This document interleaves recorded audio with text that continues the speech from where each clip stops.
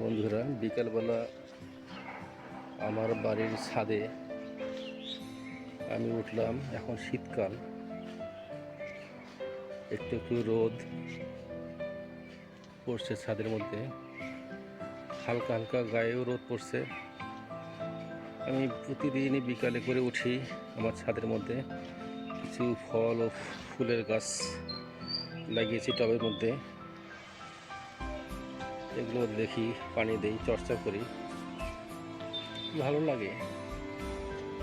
বিকেলবেলা ছাদের আবহাওয়া খোলামেলা, চারদিকে বিল্ডিং আর বিল্ডিং, এর এই মাঝে আমার কিছু ফলমূলের গাছ, এখানে আম গাছ আছে, পেয়ারা গাছ আছে, মালটা গাছ আছে, গোলাপ ফুল, অনেক ফুলের গাছ, যেগুলো অনেকগুলো নাম জানি না। ডালিম গাছ, ছাদে কাপড় নাড়ে দেয়, দেখতেই পাচ্ছেন, অনেক সুন্দর লাগছে। আমার ভালো লাগে, আপনাদের কেমন লাগে জানি না, কমেন্টে জানিয়ে দিয়েন। সামনে পুঁই শাক লাগিয়েছি, পুঁই শাক। এটি হচ্ছে কামরাঙ্গা গাছ, মিষ্টি কামরাঙ্গা। ওপাশে হলো আতা গাছ, পেয়ারা গাছে দু একটা পেয়ারা ধরছে। এইটা হলো দালচিনি গাছ। এই ফুলটা অনেক সুন্দর, এখনো ফুল ধরেনি। এই ফুলটা অনেক সুন্দর, আগালে আগালে ফুল ধরে, সুন্দর ফুল। ফুল ধরলে আপনাদেরকে ভিডিওটা দেখাই দেব। এখানে এখানে আছে তুলসীর পাতা। এটা হলো রঙ্গন ফুলের গাছ, এটা হলো পাতাবাহার। এটা কিসের গাছ আমি বলতে পারছি না, এটা ফুলের গাছ। এই যে এখানে এগুলো ফুল, ফুল ফুটছে, একটা ফুটছে, এই যে একটি ফুল ফুটছে, অনেক সুন্দর লাগতেছে।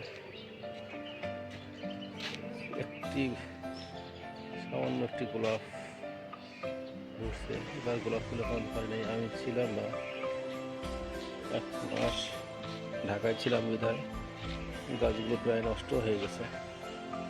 এগুলো বিদ্যার গাছ, আমাদের রংপুর ভাষায় বিদ্যা বলে।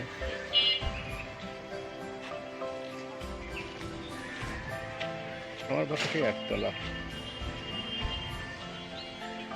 ইচ্ছে আছে ভবিষ্যতে এটা ভেঙে যদি আল্লাহ রিজিকে দেয় একতলা করার ইচ্ছা আছে। এটি মরিচের গাছ, কারেন্ট মরিচ গাছ লাগিয়েছি।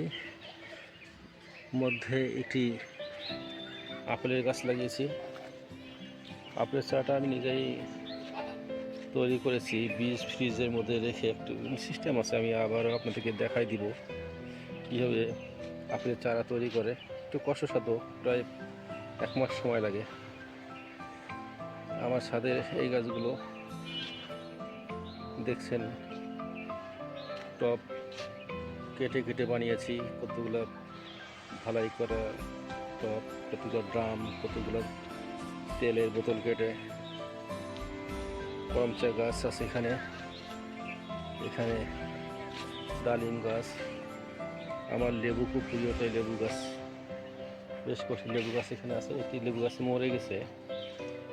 আগেই বলছিলাম যে আমি 1 মাস ছিলাম না, ঢাকায় গিয়েছিলাম, তাই পানির অভাবে গাছটা মরে গেছে।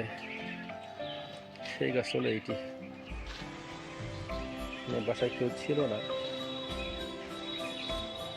এই লেবুটি অনেক সুন্দর, খুব ছোট ছোট, গোল, কিন্তু খুব সুস্বাদু এবং সেন্টটাও খুব সুন্দর। এই যেখানে মরিচের গাছকে দেখছেন, মরিচগুলো ছোট ছোট হয়, আমাদের রংপুরের ভাষা বলে ধানি মরিচ। এবার হয়নি। এই গাছটি হচ্ছে কদবেলের গাছ। এখানে আপেলের গাছ আছে বেশ কয়েকটি, লিচু গাছ আছে, পাশে আম গাছ, এটা আমার। এটা হলো করমচা গাছ। পুদিনা গাছটি মরে গেছে, একসঙ্গে 2-3টা গাছ হয়েছে, এটা তুলবো। এই লেবুটা অনেক বড় এবং গোল, লেবুটা বেশ সুন্দর।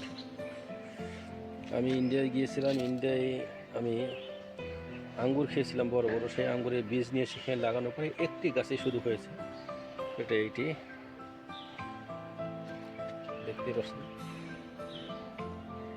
এইটা হলো সৌদি আরবের খেজুর, ওটাও আমি বীজ লাগাই, বীজ থেকে হয়েছে। পাশেই করলা গাছ লাগিয়েছি, করলা আজকে ধরছে, ওই যে কল্যাণ দেখা যাচ্ছে, ছোট্ট একটি কল্যাণ।